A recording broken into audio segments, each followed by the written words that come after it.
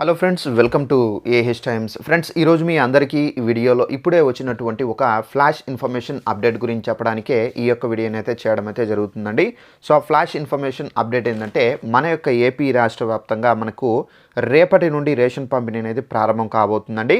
అయితే రేపటి నుండి మనకు కొత్త విధానంలో రేషన్ పంపిణీ అనేది చేయబోతున్నారండి రాష్ట్ర ప్రభుత్వము.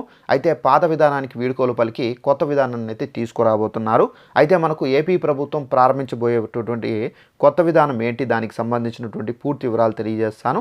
ఈ వీడియో మీకు నచ్చినట్లయితే లైక్ చేసుకొని, ఛానల్ ఎవరైనా సబ్స్క్రైబ్ చేసుకోకుండా వీడియో చూస్తున్న వారు ఉంటే కనుక వెంటనే ఛానల్ కూడా సబ్స్క్రైబ్ చేసుకొని ఫాలో అవుతానండి.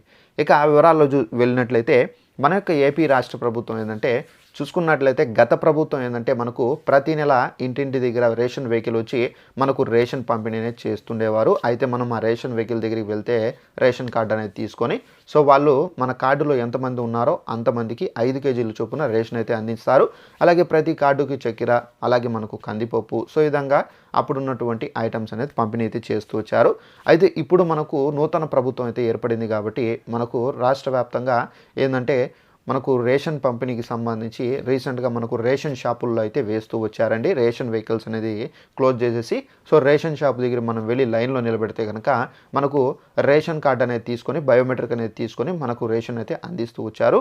అయితే ఇప్పుడు మాత్రం అంటే ఈ నెల నుండి మాత్రం మనకు ఆ రేషన్లో మనకి ఏంటంటే కొత్త పద్ధతిని అయితే తీసుకొచ్చారు. అంటే మనకు గత ప్రభుత్వం ఏదైతే వెహికల్స్ వచ్చి మనకు ఇళ్ల దగ్గర వేస్తూ ఉన్నాయో అదే విధమైనటువంటి పద్ధతిని అయితే మనకు ఈ ప్రభుత్వం అయితే తీసుకొచ్చారండి. అయితే రేషన్ షాపుల దగ్గరికి వెళ్ళి లైన్లో నిలబడి, సో చాలామంది ఏంటంటే నిలబడలేని అంటే కొంతమంది వయసు అయిపోయిన వాళ్ళు ఉంటారు కదా, సో వాళ్ళు నిలబడలేకపోతున్నారు. సో దీన్ని గుర్తించినటువంటి ప్రభుత్వము సో ఈ రేషన్ వెహికల్ని మీ ఇళ్ల దగ్గరే తీసుకొని వచ్చి, సో మీరు అక్కడికి వెళ్ళి రేషన్ అనేది తీసుకునే విధంగా ఏర్పాట్లు అయితే చేశారు. అయితే మనకు రేపటి నుండి మనకేంటంటే ఈ వెహికల్స్ ద్వారా ఏంటంటే రేషన్ పంపిణీ అనేది జరుపుతున్నారండి. సో తప్పనిసరిగా మీరు రేషన్ కార్డ్ తీసుకొని కంపల్సరీగా అయితే వెళ్ళాల్సి అయితే ఉంటుంది.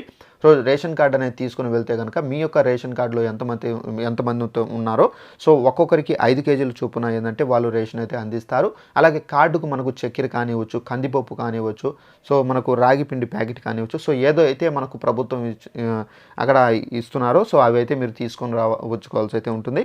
సో ఇదంటే మనకు ఉన్నటువంటి ఇన్ఫర్మేషన్. ఈ వీడియో నచ్చినట్లయితే లైక్ చేసుకొని ఛానల్ సబ్స్క్రైబ్ చేసుకోండి. Thanks for watching this video. All the best.